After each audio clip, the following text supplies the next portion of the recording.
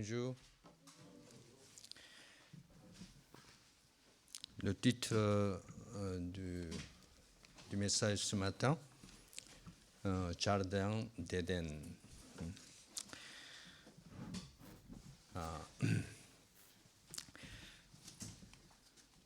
Lisons le verset 7 et le verset 17, tous les deux. Éternel, Dieu forma l'homme de la poussière du sol. Il insuffla dans ses narines un souffle vital, et l'homme devint un être vivant. Mais tu ne mangeras pas de l'arbre de connaissance du bien et du mal, car le jour où tu en mangeras, tu mourras. Seigneur, merci de ce que tu nous as donné cette belle journée de dimanche avec plein soleil. Que tu as créé un merveilleux monde pour que l'on puisse y vivre dans ta paix et dans ton amour. Et même si nous vivons dans le monde déçu, et on ne doit pas ne pas oublier de tu aimes tant ta création qui est l'homme et vivre dans ce monde et pour ta gloire.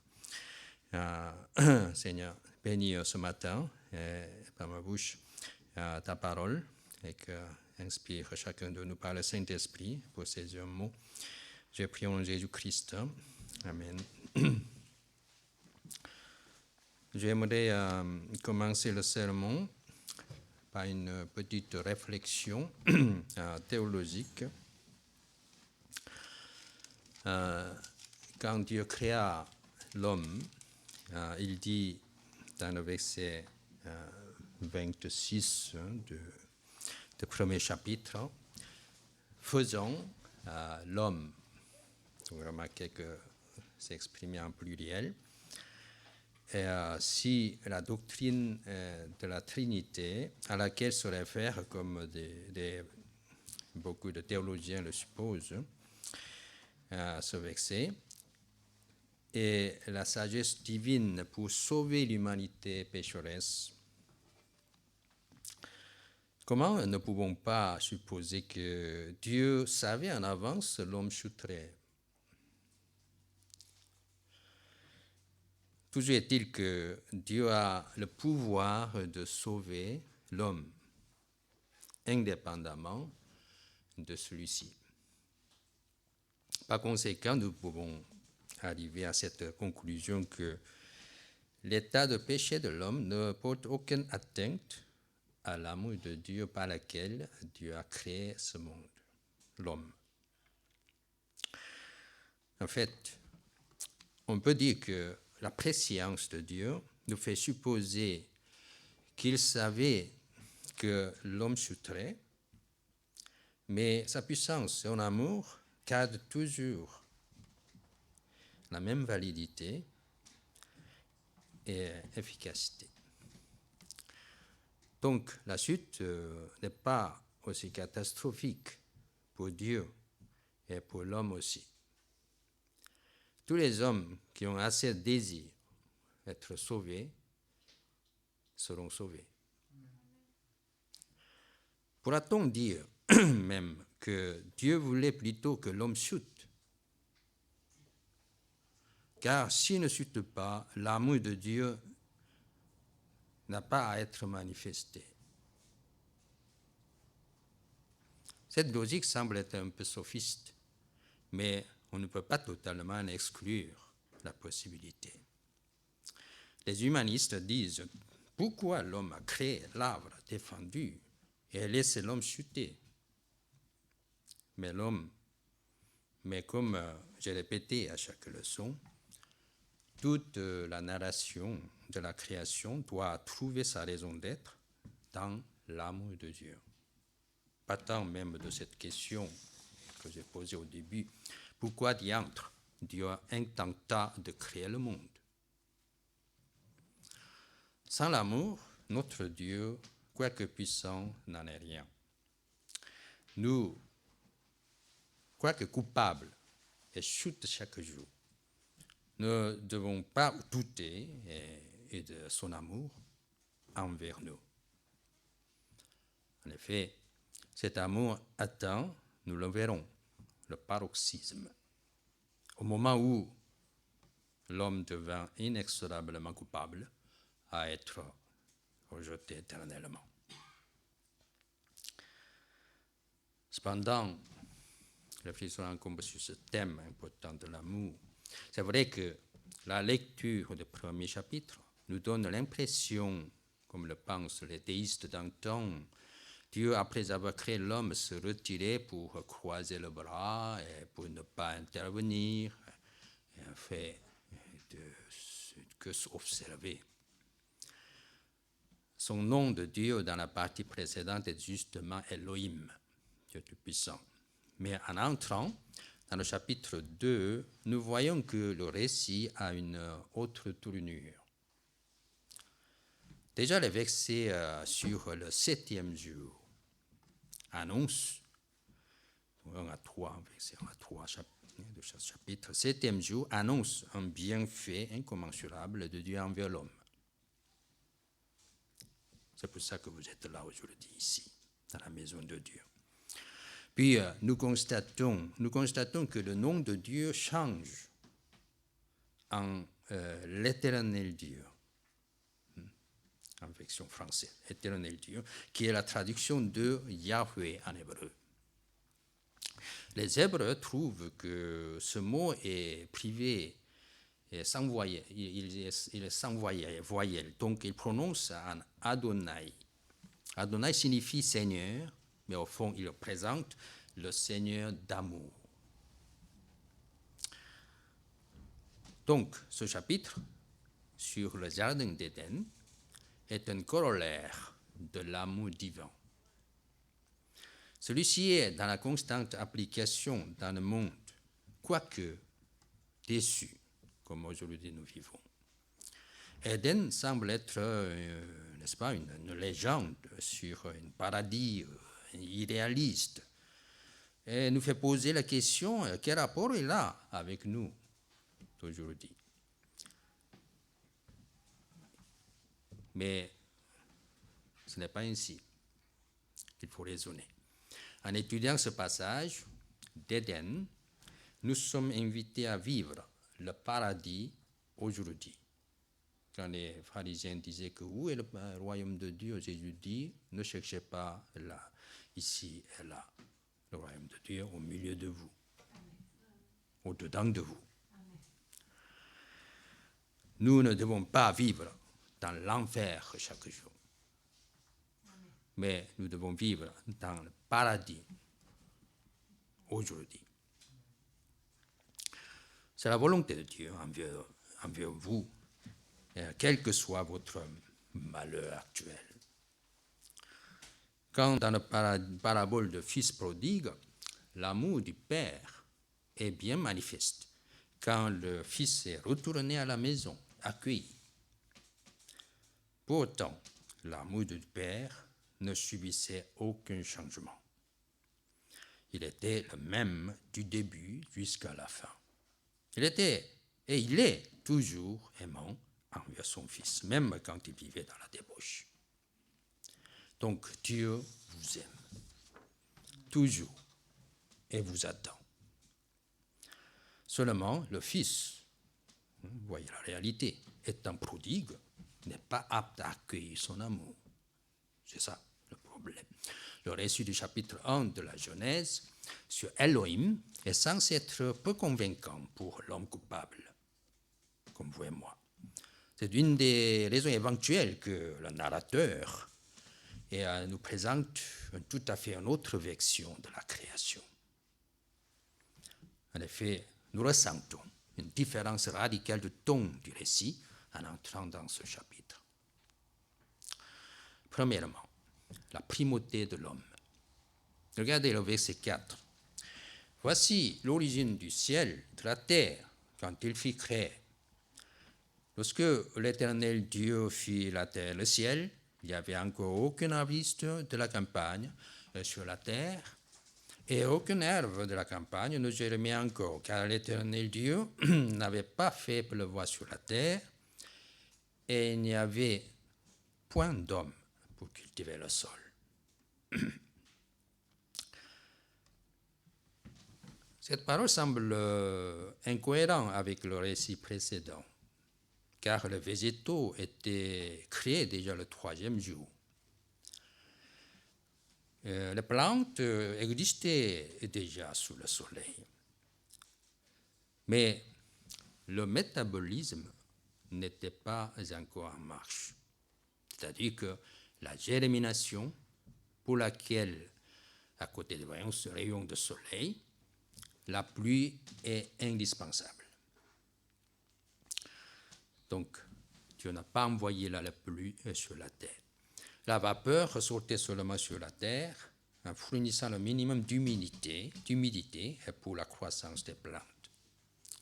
Les herbes avaient des semences en elles, mais elles n'avaient pas encore la condition suffisante pour la multiplication des céréales jusqu'à ce qu'elles puissent servir de nourriture pour l'homme et pour les animaux. Dieu fait maintenant fonctionner le métabolisme et, ajoutant la main de l'œuvre de Dieu, rendra la terre extrêmement féconde, riche, abondante. Notons ici que la façon d'écrire les évangiles, les trois évangiles synoptiques, et nous avons dit qu'il est déductif, c'est-à-dire qu'il y a une énumération de toutes les œuvres de Jésus-Christ, miracles, et pour conclure que Jésus est Dieu.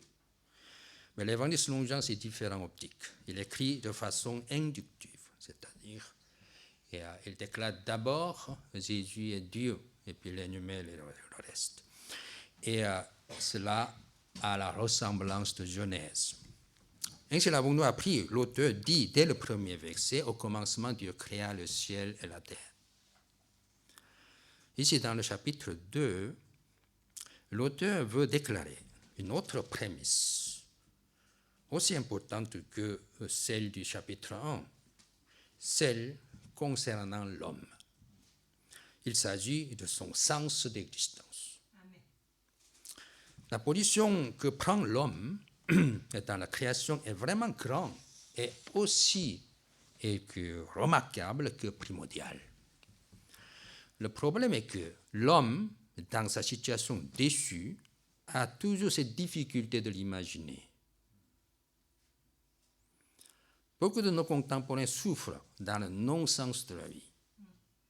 C'est la vanité qu'ils sentent chaque jour dans la vicissitude de la vie et le sentiment de nullité le poursuit et torture incessamment.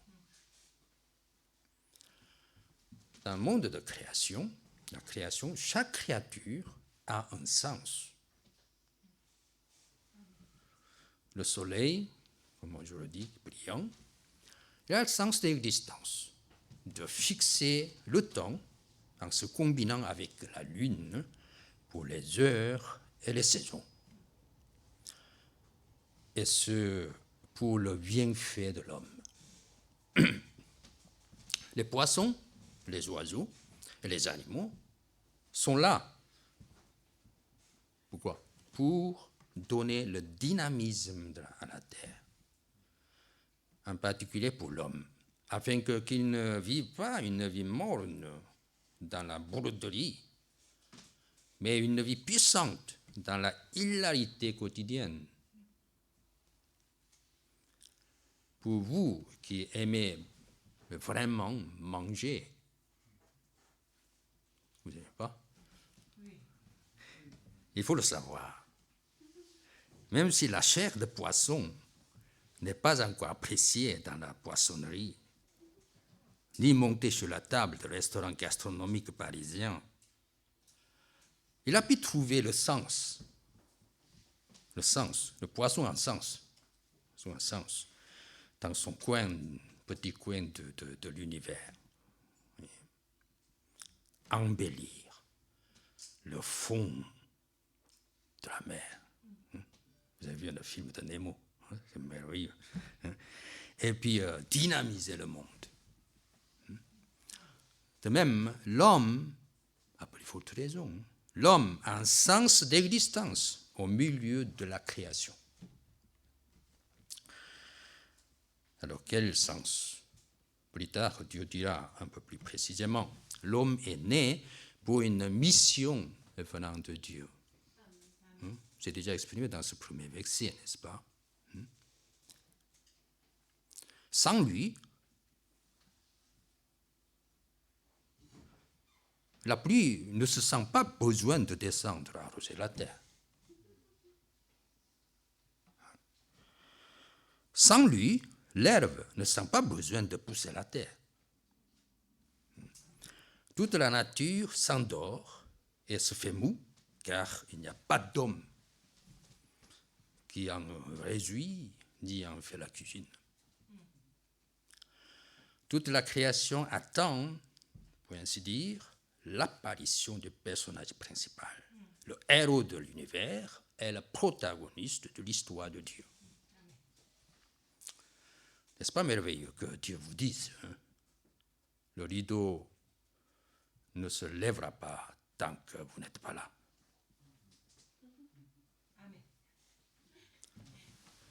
Tout au long de l'histoire de la Bible, il y avait des hommes censés être un protagoniste de Dieu, mais qui ne l'étaient pas depuis le début. Moïse est un parfait exemple.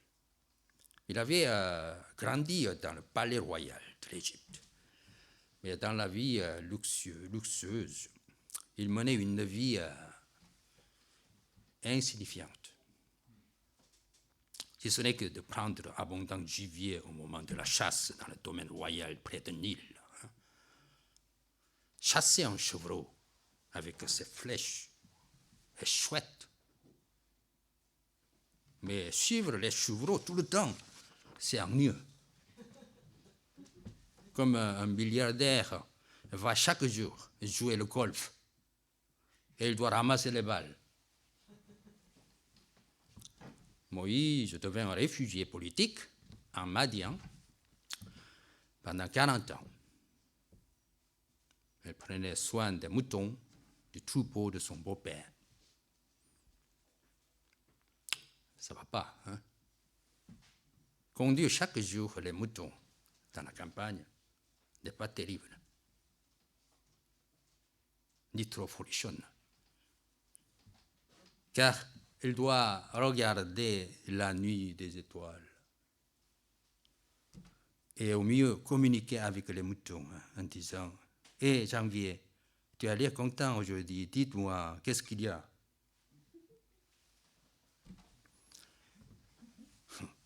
C'est plus qu'impitoyable comme travail de l'homme, de nettoyer la bergerie, des cacas, des bêtes chaque jour. Bon, cette histoire ne vous semble pas très intéressante, mais en tout cas, c'est comme ça. C'est pas...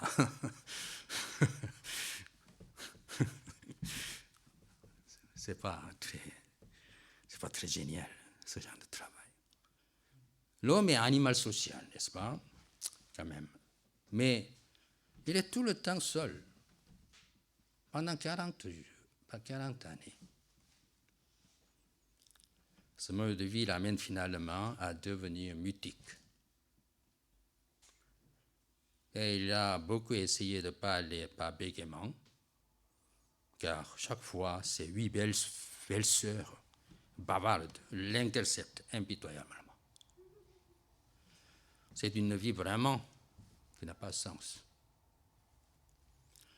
C'est étonnant qu'il n'a pas souffert des pensées noires et suicidaires. Mais Dieu ne l'a pas laissé comme tel. Il voulait l'utiliser et le visita près de buissons ardents. C'est la première fois et que Moïse ouvre la bouche et dit les mots pouvant être appelés les mots. À l'ère chrétienne, Simon-Pierre était un pêcheur de poissons en Galilée. C'est-à-dire qu'il n'a pas grand-chose à montrer ou démontrer. Sa joie consiste à compter le nombre de poissons pris à chaque nuit et chaque saison et planifier l'investissement pour son entreprise de pêcherie. c'est ennuyeux.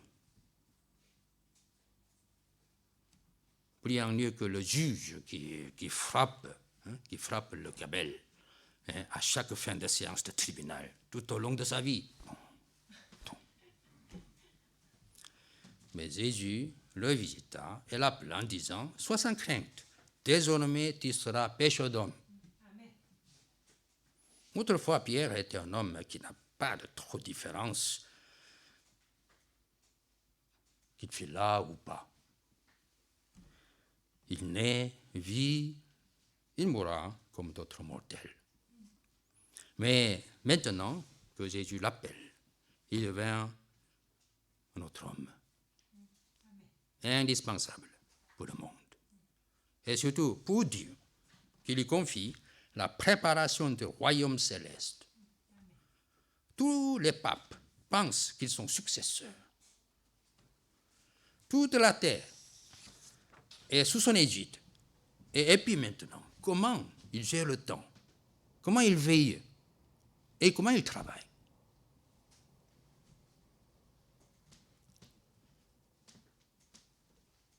Autrefois, ça n'a pas de sens, mais maintenant, sa vie a pris plein sens. Après la chute, nous le verrons, ce sens de vie de l'homme dégénère. Car Dieu dit, tu mangeras le pain à ta sueur du front, puis tu retourneras à la poussière. Tout est donc perdu. Fini. De nos jours, l'agriculture est un bas métier. Mais ce n'est pas le cas au début. L'agriculture est vraiment un des métiers les plus nobles.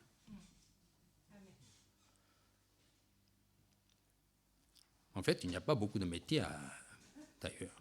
Mais quand même, elle est noble, en grand sens.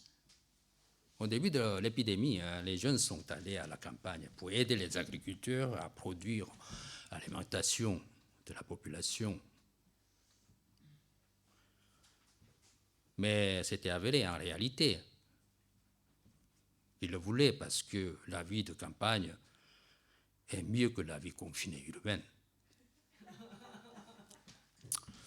Deuxièmement, Dieu fait l'homme de deux éléments, ou trois. Lisons maintenant le verset 7.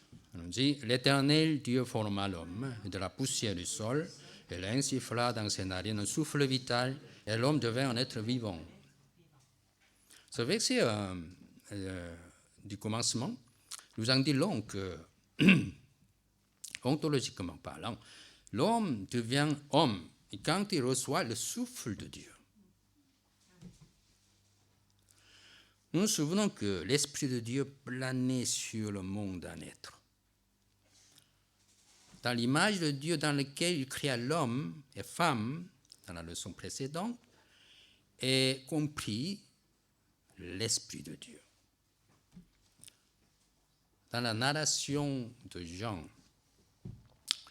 l'apôtre Jean, sur l'entretien avec Nicodème et avec Samaritaine, qui sert d'indication importante du christianisme, ces deux épisodes, l'Esprit de Dieu s'endort en l'homme, avant que le Seigneur rende visite chez l'homme naturel. Donc, la nouvelle naissance est donc ce réveil de l'esprit, réveil de l'esprit qui est endormi, qui est inné à l'homme. Donc, chaque personne est dotée de cette souffle de Dieu, qu'il soit croyant ou pas.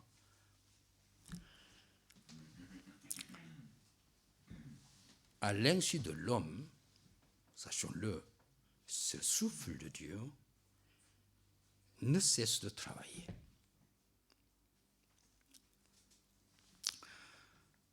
Au travers de cet acte invisible, Dieu conduit le monde dans la bonne voie en le protégeant du règne du mal. Dans le roman de l'Atadja d'Agnès Martin-Lugan, Hermine, dont l'enfance est marquée par l'abandon de sa mère. Donc il était confié dans la famille accueillie.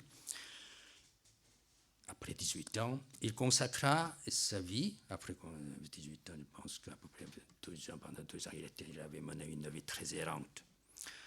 Après, il rencontre une personne qui s'appelle Joe, alors, qui a accueilli cette personne dans sa de luxueuse hôtellerie en Provence. Elle est justement immigrée de la Russie. Il est russe. Et sa femme aussi russe. Et donc, ces parents-là, ces personnes-là, ils ont accueilli Hermine dans sa grande hôtellerie. Et puis, Hermine avait à peu près 20 ans. À partir de ce moment-là, pendant 20 ans, jusqu'à ce qu'il devienne 40 ans, elle a consacré toute sa vie pour la gestion de cette hôtellerie.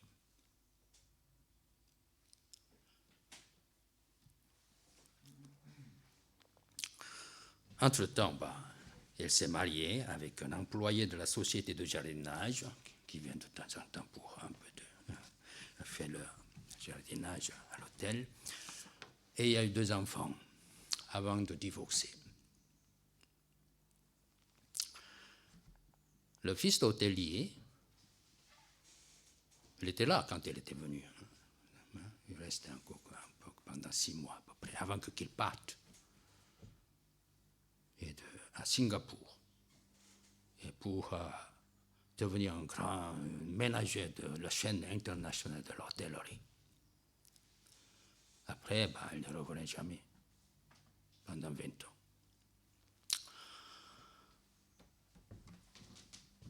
Mais en effet, c'est toujours roman, comme ça. Il était justement celui qu'elle aimait dans son cœur.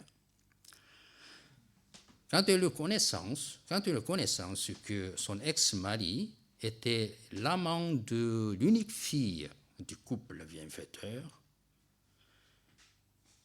et tous communément cachait la réalité, Hermine se sentit trahie.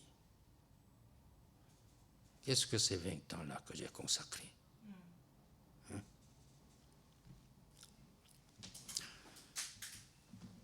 Car sa vie était parsemée de mensonges. À ce moment-là, une pensée pénétra Hermine. C'est qu'il faut se contenter d'une petite chose. Et en effet, sa vie, blessée de l'enfance, était guérie pendant ces 20 ans. Et son ex-mari aussi est guéri de sa blessure de la mort de la femme qu'il pensait femme de vie. Le fils héritier, déserteur, pense à son bien en voulant léguer son hôtel, en fait, etc., etc. Il y a beaucoup d'histoires derrière un peu compliquées.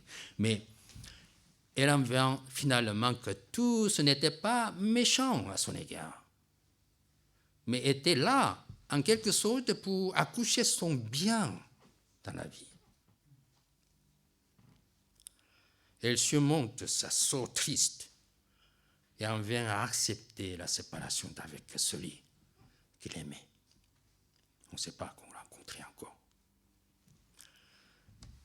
C'est évidemment une fiction, mais je crois qu'elle nous dit long. En vivant dans le monde,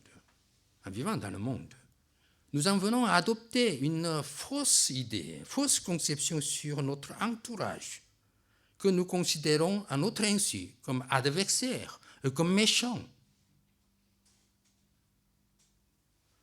Entre fait, naissent en nous ces sentiments, et de méfiance, scepticisme, cynisme, animosité, etc., etc. Mais en réalité, ces gens d'entourage sont les amis qui pensent à nos biens. selon ce facteur inné de l'homme,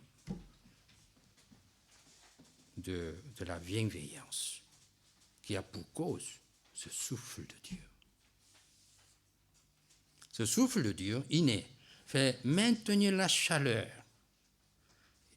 en interceptant le vent froid du nord. C'est notre vie. C'était ma vie et c'était la vie de votre vie.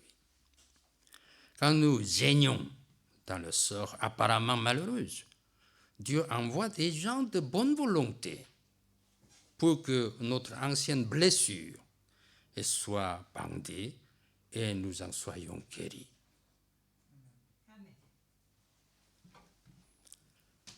Dans verset 7, il est marqué que l'homme a deux éléments, le corps et l'esprit. Il y en a qui divisent comme élément d'homme en trois, corps, âme, esprit. Mais l'âme est considérée comme corps. Elle peut être appelée mentale ou psychique. Et toutes les activités mentales artistiques sont censées appartenir donc au corps. Par contre, esprit est une autre chose. Esprit appartient tout à fait à un autre domaine, à part entière. Cependant, il faut se souvenir que les deux éléments ou les trois éléments, ils se lient les uns aux autres. Et le conducteur principal, c'est l'esprit. Malgré la maladie, n'est-ce pas? Par exemple, l'esprit peut y résister et briller comme étincelle. Comme je l'appelle le docteur Axel Kahn. Mais si l'esprit est sec, l'âme, corps peut dessécher. Donc pour l'homme, tout dépend de l'esprit qui a pour origine Dieu, l'éternel Dieu. Il est à noter que Dieu utilise comme matière pour l'homme la poussière du sol. Il n'utilise ni or, ni argent, ni fer, ni même le bois, mais la poussière. Pourquoi? Est-ce que Dieu savait déjà que l'homme chuterait? S'il chute, son corps retournerait à la poussière. Et ça, c'est la meilleure façon de jugement, n'est-ce pas? C'est vraisemblable. Mais avant la chute, quelle utilité d'avoir le corps si faible et fragile? Alors que, comme je vous expliquais, il est un objet de plein amour pour lui.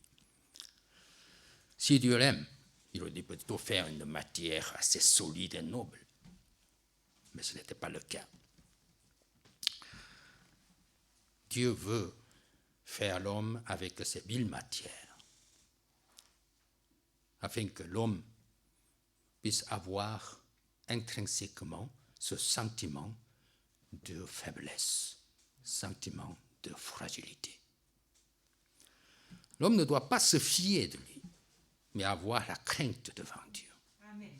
C'était la volonté de Dieu, que de connaître que nous, même si que nous sommes de alter ego de Dieu, nous connaissions, que nous sachions que nous ne sommes que des créatures. Amen. Alors, regardons un peu là quelle était la création ambiante de l'Éden, par Dieu, créée par Dieu. Elle est plantureuse et exubérante. Les arbres plantés là-bas sont très beaux et ont des fruits succulents. À côté des fruitiers bons pour nourrir le corps, beaux à boire, pour cultiver l'art, il y a deux sortes de l'arbre supplémentaires qui toucheraient et spécialement à l'esprit de l'homme. Merci.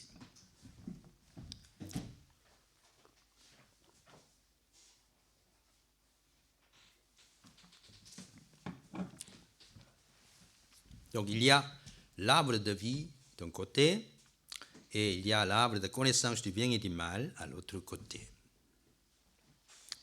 Le dernier revient à tout à l'heure. Le premier revient à la fin de l'épisode de la chute. En effet, les deux arbres sont liés, car Dieu dit, le jour où tu en mangeras, tu mourras. À part ces végétaux, Dieu créa aussi les minéraux. Nous avons vu. C'est pour embellir le monde. Les femmes aiment beaucoup de se parer des bijoux. N'est-ce pas? Mais au début, ce n'est pas la peine. Car les pierres précieuses n'étaient pas vraiment précieuses. Car elles étaient partout.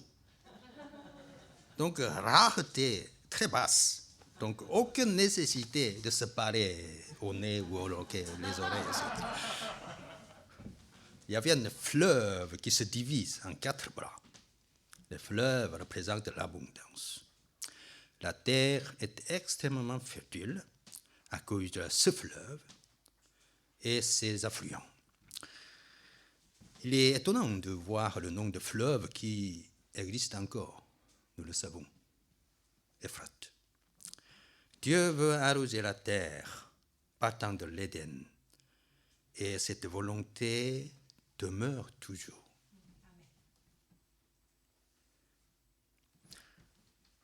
Troisièmement, Dieu donna la mission à l'homme, établit une alliance de l'acte. Et Dieu, après avoir créé le jardin d'Éden, y mit l'homme. Puis plus tard, il dit, Dieu prit l'homme et le plaça dans le jardin. Donc, Dieu prit l'homme par sa main et comme son berger et le conduisit dans le jardin et le laisse.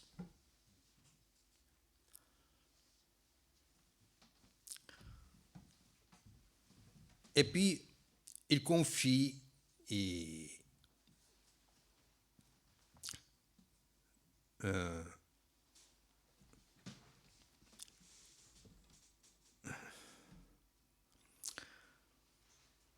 donc ce lieu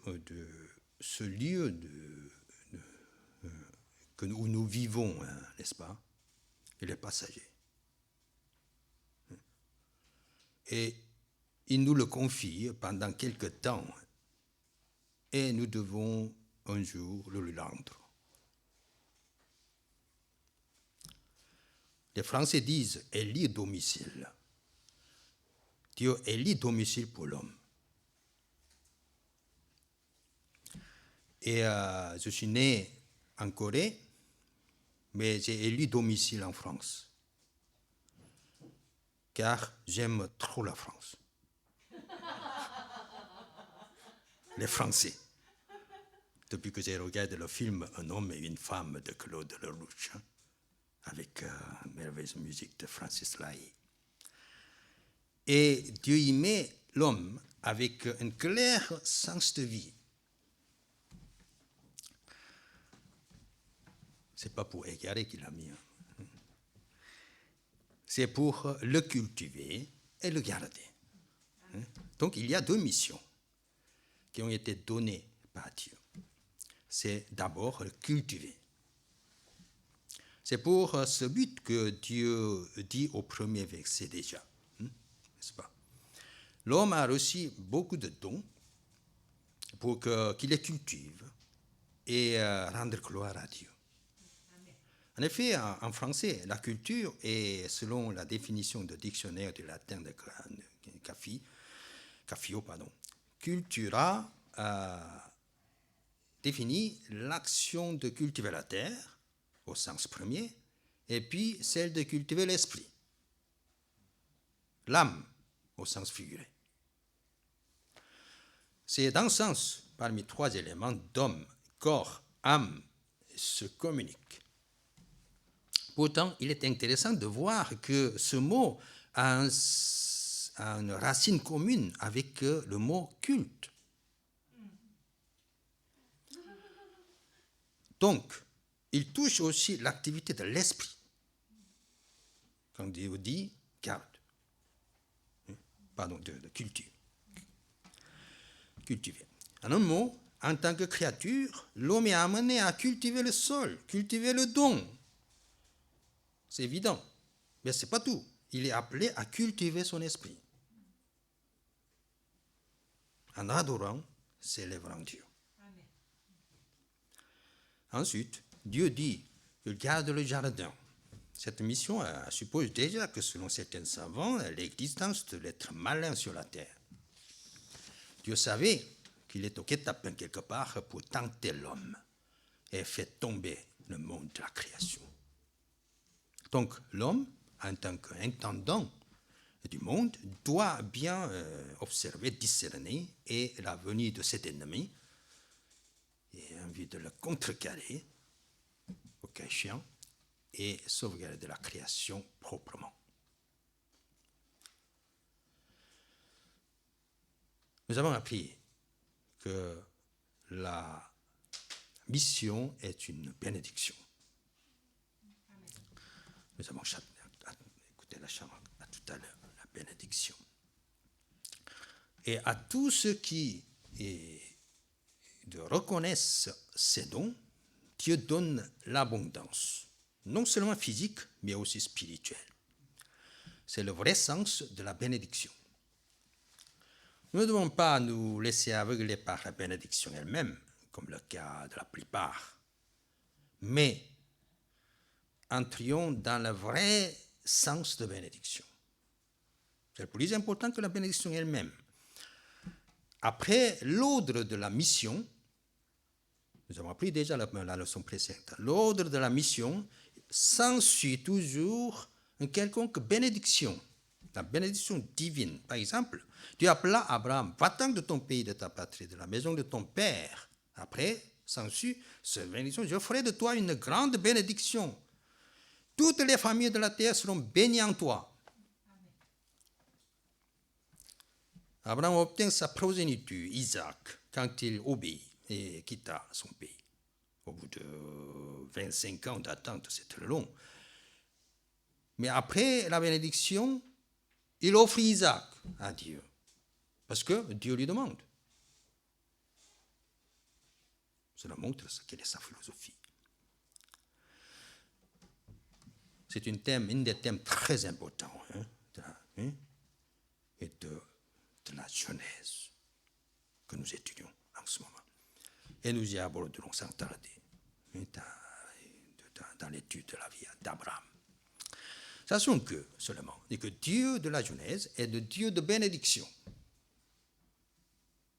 Il bénit ceux qui cherchent le royaume et la justice, afin qu'ils soient bénis par Dieu, et il ajoute beaucoup plus aux gens qui connaissent le vrai sens de bénédiction.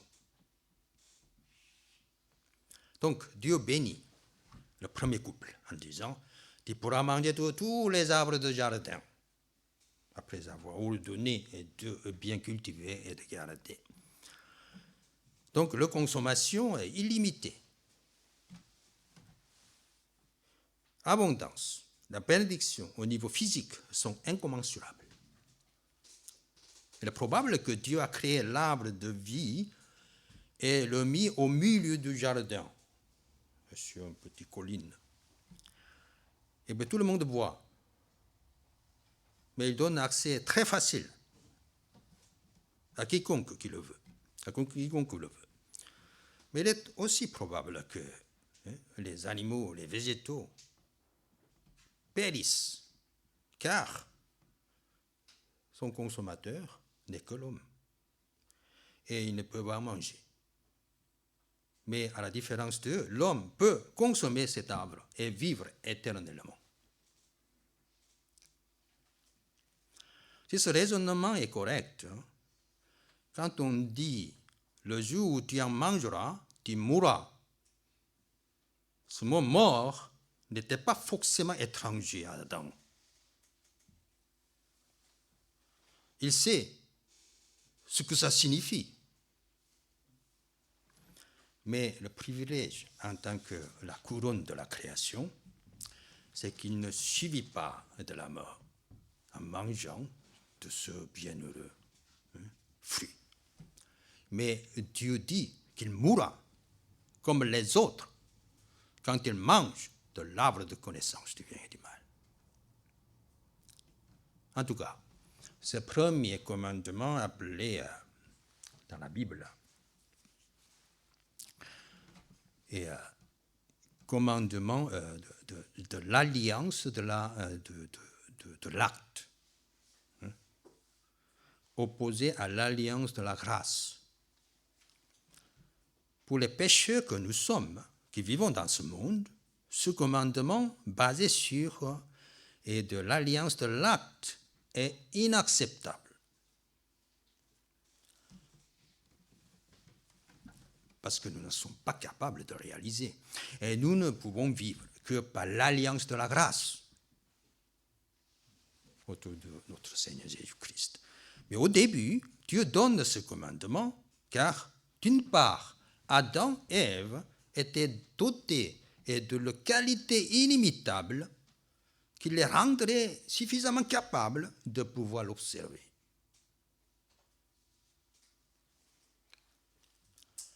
Toujours est-il que ce commandement était la meilleure méthode, entre guillemets, méthode, puisque par lui, l'homme peut avoir le vrai bonheur. Chacun sait que même dans l'abondance, il peut être extrêmement malheureux s'il est privé de la liberté. Tout le monde doit admettre. Mais il fut créé non comme un automate ou un robot, mais comme un être libre devant Dieu. Dieu laisse même la possibilité de commettre le péché. Mais il sut que ce n'est que par ce moyen appelé libre arbitre, liberté de choix, que l'homme peut atteindre au comble de bonheur. Quatrièmement, Dieu établit la famille. La dernière partie du récit du jardin nous raconte comment Dieu établit un mariage. Pour la première fois, Dieu se sent insatisfait. C'est qu'il trouve qu'Adam soit seul.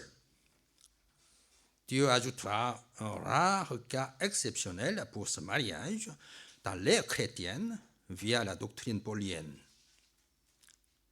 Mais au commencement, de même que Dieu créa le ciel et la terre, de même il créa l'homme et la femme.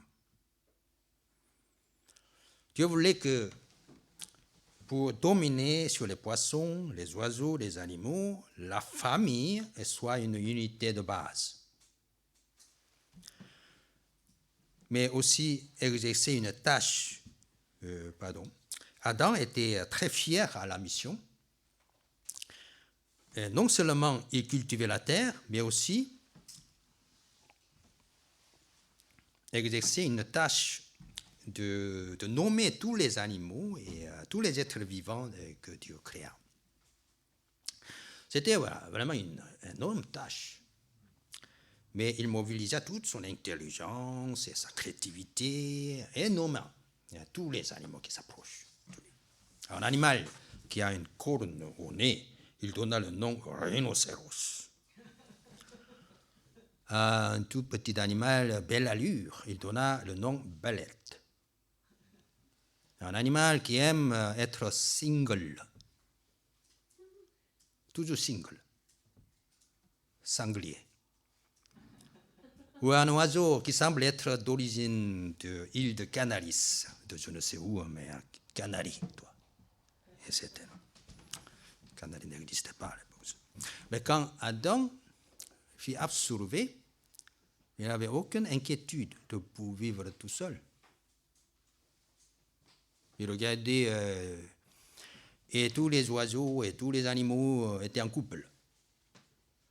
Mais lui, il ne sent pas être comme eux, car il n'est pas un animal, quand même. Il est un être spirituel, se dit-il. Savez-vous, selon la calligraphie chinoise, calligraphie est un peu comme ça. C'est amusant. Il est le devin. Il est le devin de longues chevelures, ça, qui invoquent Dieu et pour qu'il descende la pluie. S'il y a des Chinois qui comprennent, on ne sait pas. Ouais, voilà. C'est ça. Hein? Et que le premier Onada est décrit un peu de cette manière, comme ça. C'est vraiment étrange que les Chinois savaient qu'au début, Dieu n'avait pas fait pleuvoir sur la terre. L'homme pensait qu'il est comme un devin qui est tout à fait ressemble à Dieu. Hein? Évidemment, pas de sexe. Même si les gens de l'hérésie moderne disaient que Dieu a un sexe. C'est un pur mensonge. Donc, Adam aussi est très fier de l'absence de la femme.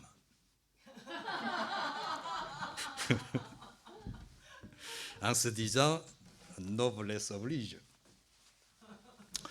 Mais Dieu dit, faux toi.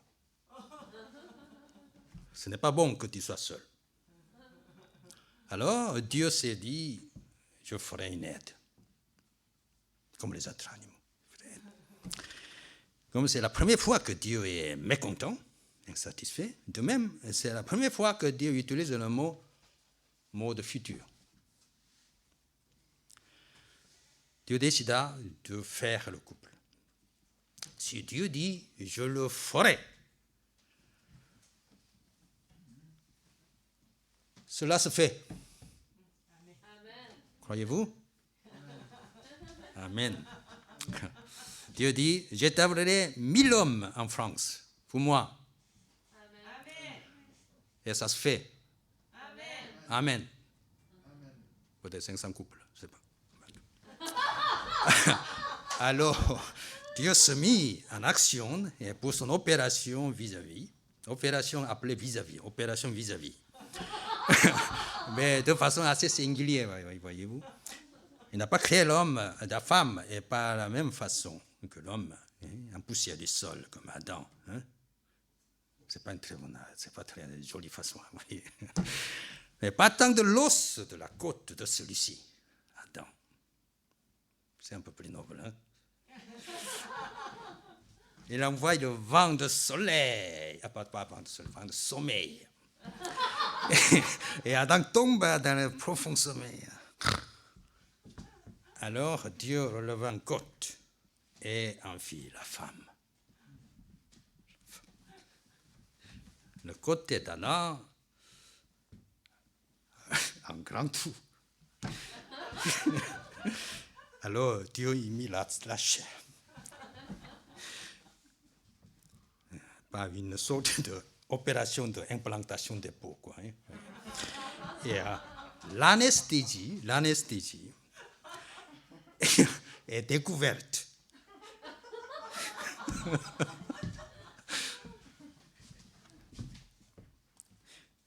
Et par un chrétien médecin qui lisait ce passage avec beaucoup de prières. Ben, je dis la vérité, hein, c'est la vérité. Hein. Vous regardez un peu la dictionnaire, encyclopédie en médecine, vous le trouvez. Hein. Alors l'Éternel dit, j'ai oublié son nom, mais en tout cas c'est la vérité. Mais alors l'Éternel Dieu amena la femme qu'il avait créée à Adam. Alors quel était son sentiment devant sa femme à son réveil? Il piqua sa peau pour vérifier si c'est le rêve ou la vérité. C'était la réalité. Donc il psalmodie. Cette fois, c'est l'os de mes os, la chair de ma chair. C'est elle qu'on appellera femme, car elle a été prise de l'homme.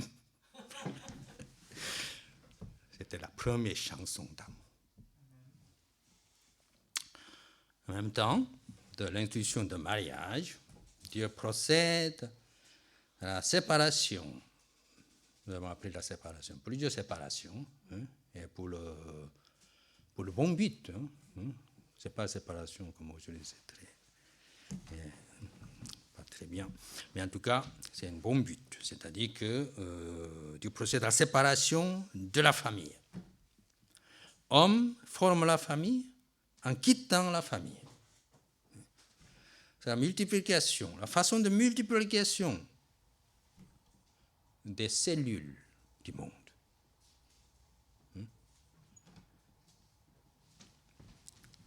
Il devint autonome. Le dernier verset explique quel était l'état d'âme du couple lors de la création. Tous les deux étaient nus, mais ils n'avaient pas d'honte.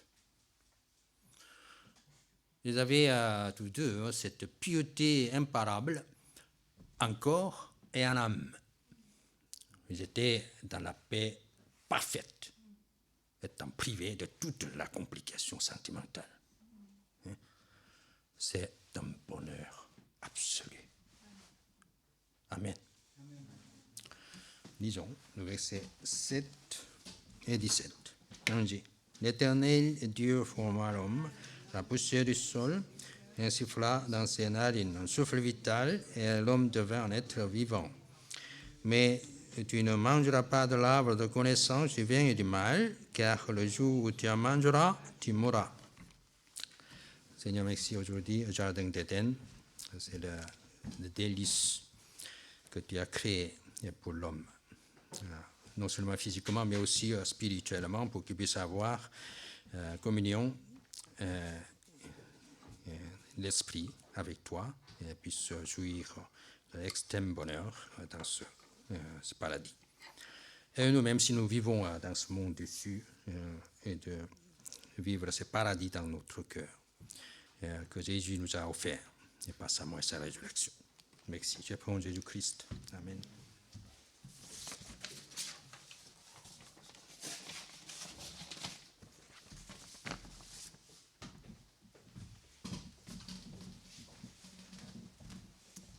Voici maintenant le temps des offrandes.